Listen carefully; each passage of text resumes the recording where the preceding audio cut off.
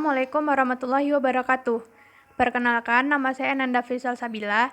Di sini saya akan melakukan setoran dari untuk hafalan mata kuliah Neuroscience 2 mengenai 3 poin. Untuk poin yang pertama yaitu mengenai pengertian atau definisi dari motor control dan motor learning serta tahap-tahapan yang dilaluinya. Untuk yang pertama adalah motor control. Motor control adalah proses dalam mengatur dan menyelaraskan dari fungsi-fungsi pergerakan dari sistem muskuloskeletal manusia.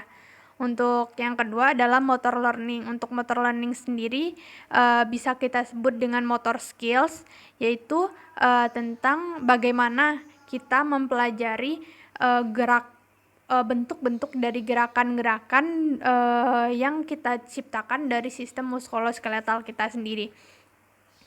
Nah, untuk tahapan-tahapannya sendiri dari motor learning ini terbagi atas 3. Yang pertama adalah tahapan verbal kognitif.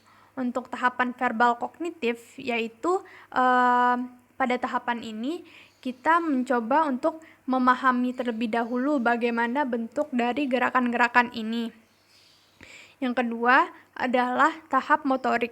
Untuk tahap motorik ini sendiri, kita mulai menggunakan aspek-aspek kognitif di mana kita mempelajari bentuk-bentuk dari gerakan-gerakan ini sebelum kita mengefisienkan pola gerak untuk gerakan-gerakan di sistem muskuloskeletal kita ini. Untuk yang ketiga adalah sistem otomatisasi. Nah, ini pada tahapan ini kita mulai melakukan gerak secara otomatis. Jadi pada tahapan ini sistem muskuloskeletal kita mulai otomatis, mulai langsung melakukan gerakan-gerakan ini. Kelas selanjutnya adalah pola perkembangan gerak bayi pada usia 1-12 bulan.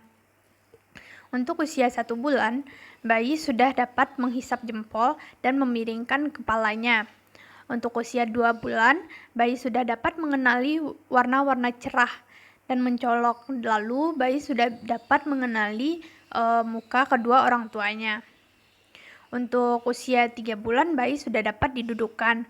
Dan usia 4 bulan, bayi sudah dapat bergerak untuk tengkurap dan terlentang.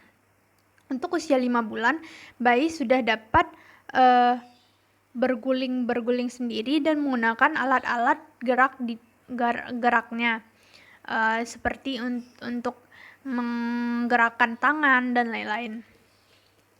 Untuk usia 6 bulan, bayi sudah dapat mengenali suara dari obrolan orang-orang di sekelilingnya lalu menoleh.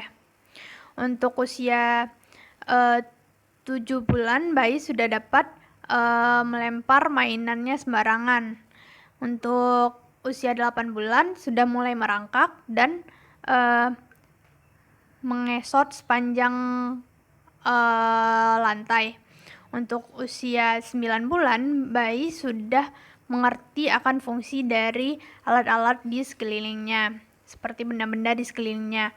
Untuk usia 10 bulan sudah mulai melangkah dengan berpegangan pada benda-benda di sekelilingnya, contohnya pada meja, pada tangga, dan lain-lain. Untuk usia 11 bulan, bayi sudah dapat merespon pertanyaan dengan bergumam. Lalu pada usia 12 bulan, bayi sudah mulai dapat berdiri dan berjalan sendiri dengan diperhatikan dan dengan pemantauan dari orang tuanya. Kelas selanjutnya adalah poin ketiga, yaitu pola perkembangan kognitif anak pada usia 1-6 tahun.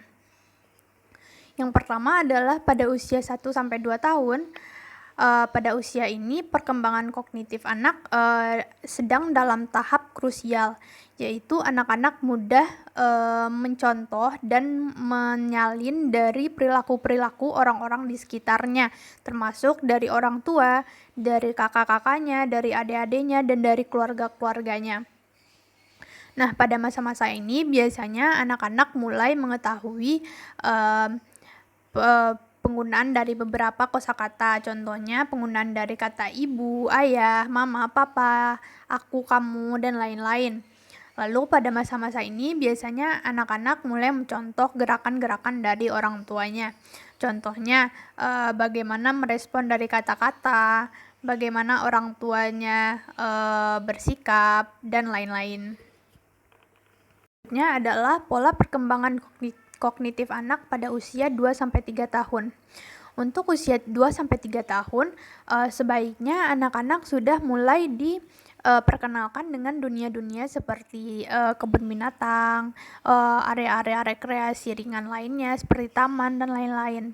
Karena pada usia ini anak sudah mulai mengeksplor lebih dalam lagi. Contohnya anak-anak sudah mulai mengenali beberapa kosakata berdasarkan tempatnya. Contohnya pada kebun binatang, anak-anak mulai mengerti jerapah, gajah, dan lain-lain. Lalu selanjutnya anak-anak juga mulai mengenali beberapa kegiatan-kegiatan dari orang tuanya yang lebih berat lagi. Contohnya anak-anak mulai mengerti bahasa-bahasa, contohnya mencuci, memasak, dan lain-lain. Adalah pola perkembangan kognitif anak pada usia 3-4 tahun. Nah, pada usia 3-4 tahun, anak-anak mulai di tahap bertanya tentang apa yang ada di sekelilingnya. Pada usia ini, anak lebih baik diperkenalkan dengan mainan-mainan yang melatih kognitifnya. Contohnya, mainan yang memperkenalkan dan menunjukkan kepada anak bagaimana cara menyusun benda tersebut dari yang terkecil sampai yang terbesar, atau mainan yang mengasah otak anak mengenai perkembangan mengenai warna-warna di sekelilingnya. Lalu pada usia 3-4 tahun ini, anak-anak mulai aktif menanyakan mengapa, kenapa, apa, dan lain-lain. Ini adalah perkembangan anak pada usia 4-6 tahun. Untuk pada usia 4-6 tahun, anak-anak sudah mulai memasuki tahap-tahap untuk memasuki sekolah, baik itu TK, SD. Lalu pada usia ini anak-anak sudah mulai aktif dengan berbicara yang aktif dan mudah dimengerti oleh orang lain. Lalu anak-anak sudah mulai menghitung beberapa angka-angka awal, contohnya 1, 2, 3 sampai dengan 10.